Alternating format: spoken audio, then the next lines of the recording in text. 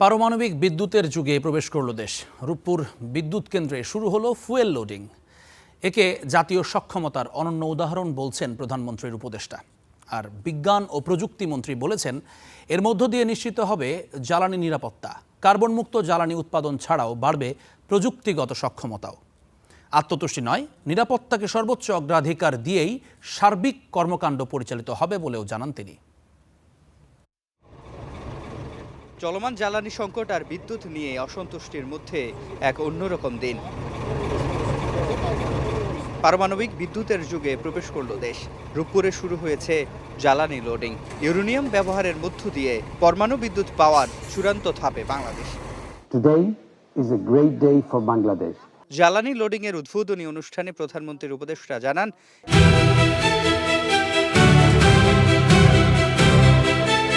যুক্ত হলো নতুন মাত্রা। রূপপুর পারমাণবিক বিদ্যুৎ কেন্দ্রের ফিজিক্যাল স্টার্টআপ ও ফুয়েল লোডিং কেবল একটি প্রকল্পের আনুষ্ঠানিক অগ্রগতি নয়, এটি আন্তর্জাতিক সহযোগিতা ও দেশীয় সক্ষমতার বাস্তব প্রতিফলন।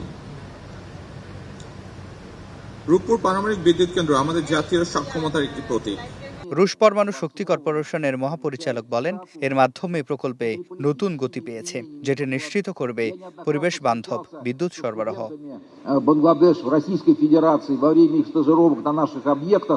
এ সময় বিজ্ঞান ও প্রযুক্তি মন্ত্রী বলেন, রূপপুর পারমাণবিক বিদ্যুৎ কেন্দ্র দেশের জ্বালানি নিরাপত্তা নিশ্চিত করবে, বাড়াবে প্রযুক্তিগত সক্ষমতা।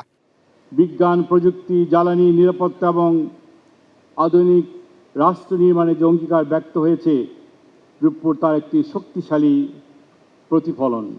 সর্বোচ্চ নিরাপত্তা, নির্ভরযোগ্যতা এবং দক্ষতার সমন্বয়ে এই কেন্দ্র বাংলাদেশের জ্বালানি খাতে নতুন দিগন্ত উন্মোচন করবে। ফুয়েল লোডিং এর মধ্য দিয়ে 33তম দেশ হিসেবে পারমাণবিক শক্তি ব্যবহারকারী দেশের তালিকায় প্রবেশ করল বাংলাদেশ। রূপপুর পারমাণবিক বিদ্যুৎ কেন্দ্রে জ্বালানি লোডিং শুরু হয়েছে, যেটি চলবে মাসখানেক। তারপরে পরীক্ষা নিরীক্ষা মিলিয়ে আরও মাস দেড়েক যাবে। সব মিলিয়ে এবছরই জাতীয় গ্রেডে এই রূপপুর পারমাণবিক বিদ্যুৎ কেন্দ্র থেকে জ্বালানি থেকে বিদ্যুৎ যুক্ত হচ্ছে। এটি যেমন দেশের 12 থেকে 14% পর্যন্ত বিদ্যুতের চাহিদা মেটাবে, তেমনি কমাবে কার্বন নিঃসরণও। পারমাণবিক বিদ্যুৎ কেন্দ্র থেকে সিফাত শাহরিয়ার, স্টার নিউজ, পাবনা।